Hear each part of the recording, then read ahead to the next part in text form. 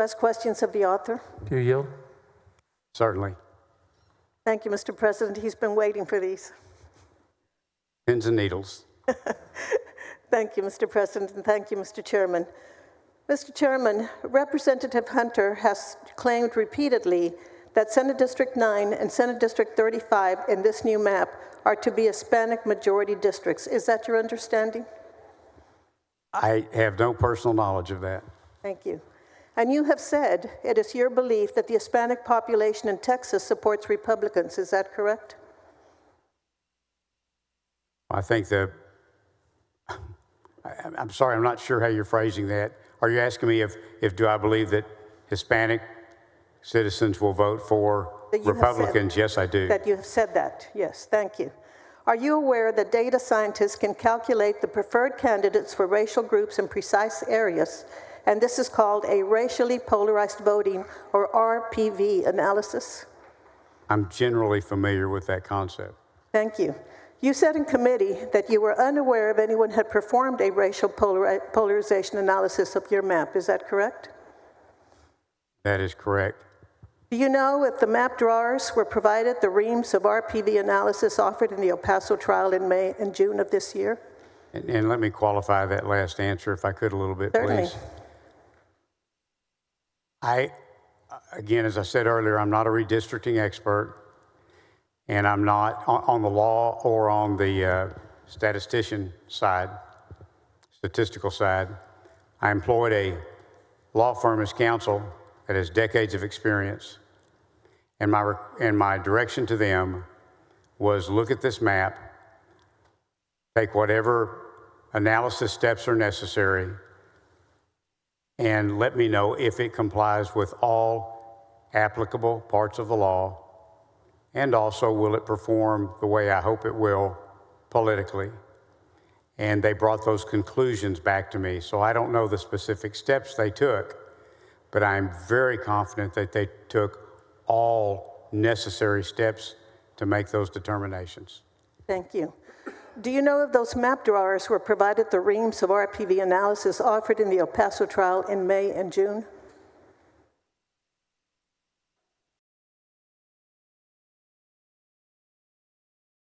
I have not been told that they were short of any data that they required to make their analysis. Did you look at any of those data? No.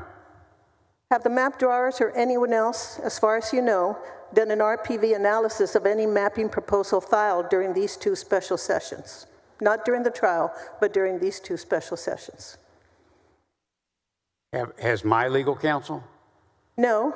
Have the map drawers or anyone else, including your legal counsel, done an RPV analysis of the mapping proposal? I don't have any personal knowledge of that. Thank you.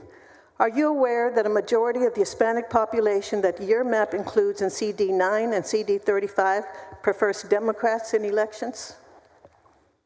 Again, I haven't looked at any racial data, but I can tell you the way the districts are drawn, specifically CD 9, it should perform competitively for Republicans.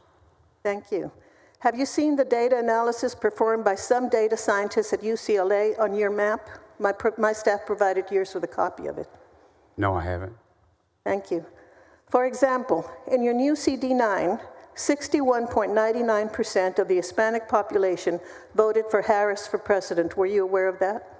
No. For example, in your CD35, 64.73% of the Hispanic population also voted for Harris for president. Were you aware of that? No. Thank you. Based on the map data, you can clearly see that these two districts will elect Republicans, and the only race or ethnic group in these districts that support Republicans are white, non-Hispanic voters. Regarding specifically Central Texas, what is the specific purpose of creating Senate Congressional District 35, representative by Greg Casar, with an Hispanic citizen voting age population of 51.6%? I can't speak to the minority representation, but the purpose in drawing the district as it is was to improve political performance for the Texas congressional delegations. Did you create Congressional District 35 with an Hispanic citizen voting age population of 51.6% to comply with the Voting Rights Act? I haven't looked at CVAP. Thank you. What role did the metric of Hispanic citizen voting age population play in the creation of this new version of CD 35? All I can tell you is that the map meets all legal requirements under the VRA and should perform better for Republicans. Thank you. What is the overall purpose in the changes to CD 35, such as specifically removing from it Southeast Austin and nearby I-35 corridor cities such as Kyle and Buda? Again, there's always a dozen ways to draw districts, particularly if you're doing them from a political performance perspective. I assume that that was done either to improve that political performance or possibly to round out population or possibly to hold communities of interest together. Well, before undertaking those changes to CD 35, did you consider the district to be required or protected by the Voting Rights Act for Hispanic voters? I don't have an opinion on that. Do you believe that Hispanic voters can elect their preferred candidate to Congress in this newly drawn CD 35?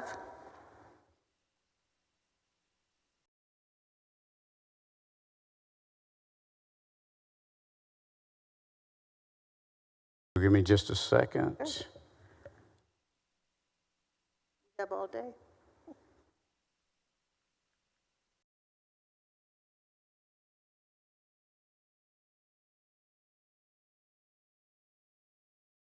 I'll double check something, if I may. Certainly. I guess all I can tell you is I believe that CD 35, as drawn in HB 4 that's before us today, will lean Republican. Thank you. Do you consider this newly drawn CD 35 to be a replacement for the current CD 35 under the Voting Rights Act? You know, actually the numbers that designate CDs are kind of irrelevant. I used to be in a House district and then we did redistricting and I didn't move and nothing changed and I just had a new number.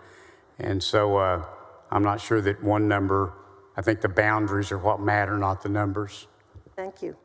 Are you aware, Senator King, that there are historic Black and Hispanic neighborhoods in East Austin? Yes.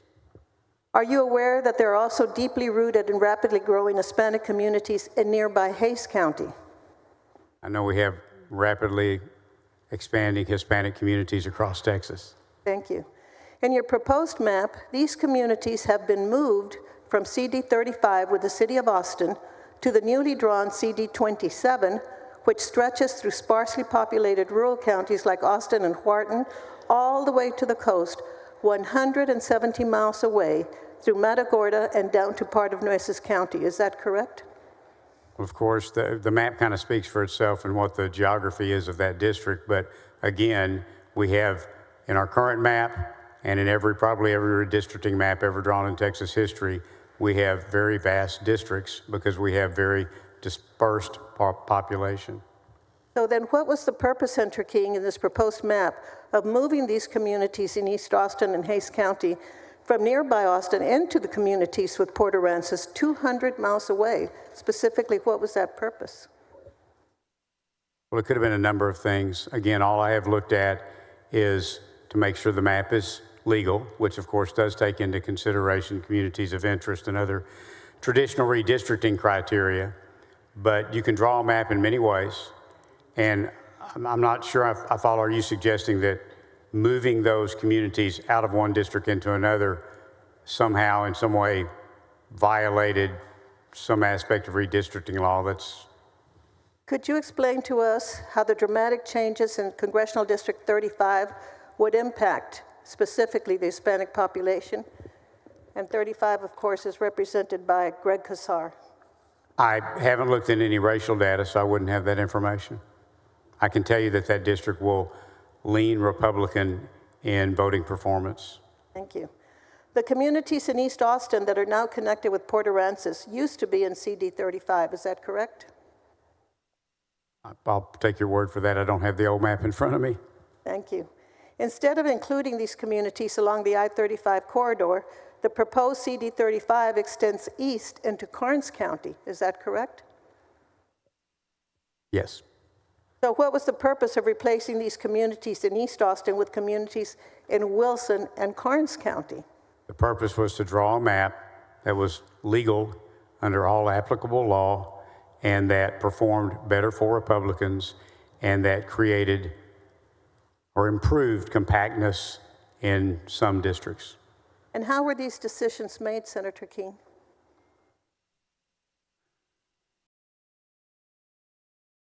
Again, I've adopted HB 4, which is before us today.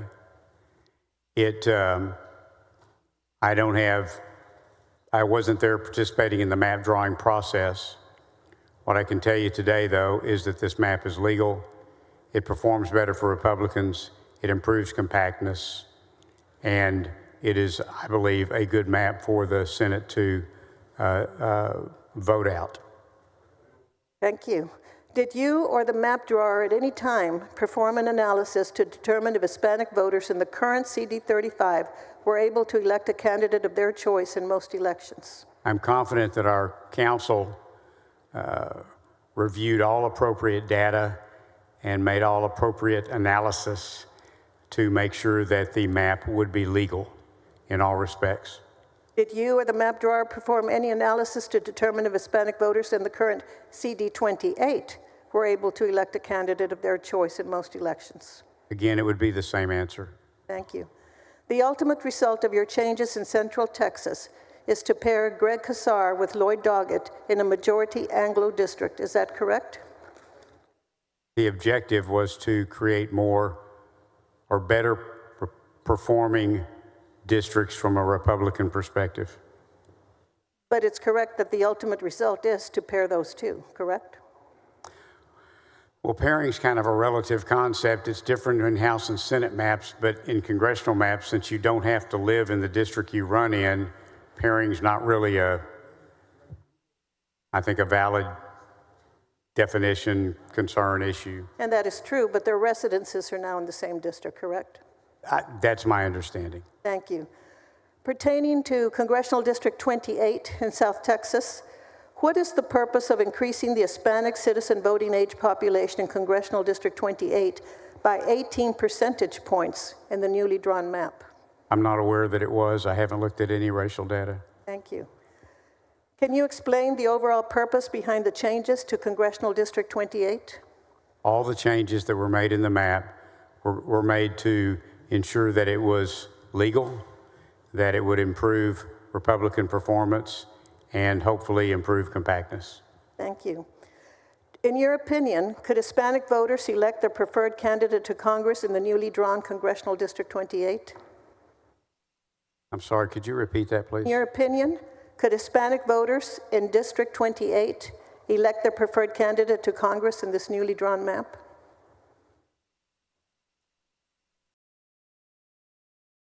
I really don't have an opinion about that. I believe that every voter in the state of Texas will have the opportunity to cast their vote for the candidate in their district. Now, at the risk of getting a little too personal, why would you separate Webb County, which includes my hometown, Laredo, from Bexar County, with which we have an historic relationship and wonderful community of interest, and attach it instead to Hidalgo County, home of the city of McAllen, when everyone in the area knows that the city of Laredo and the city of McAllen have a competitive relationship? There was nothing personal about it. Thank you. But do you know why it was done? Again, it was done for the objectives of increasing political performance for Republican candidates and nothing else. Thank you. Again, continuing in South Texas, specifically Congressional District 15, under the current plan, all of Karnes County, which is in my senatorial district, is in Congressional District 15. Is that correct? I'm not looking at the map, but I certainly take your word for it. Thank you. And your proposed plan replaces Karnes County with all of DeWitt and Lavaca counties. Is that correct? If the map says what it says, yes. Thank you. Are you aware, Senator King, that Karnes County is 52.6% Hispanic according to the 2020 census, whereas DeWitt County is 34.8% and Lavaca County is 19.4% Hispanic. Again, I haven't looked at any racial data. Thank you. What was the purpose of taking a more heavily Latino county out of Congressional District 15 and putting it in a less heavily Hispanic county? The purpose of all the district changes, the intent of all district changes, were to make sure that we had a legal map, one that performed better for Republicans and hopefully improved compactness in some districts. Thank you. Did the DOJ letter in any way refer to South Texas regarding the redistricting need? Well, it pointed out 4 districts, or 5, I can't recall. It's been a while since I've read it. Thank you. Senator King, is there any question you expected me to ask that I failed to do? I think you were very thorough. Thank you, Mr. Chairman. Thank you, Mr. President and members.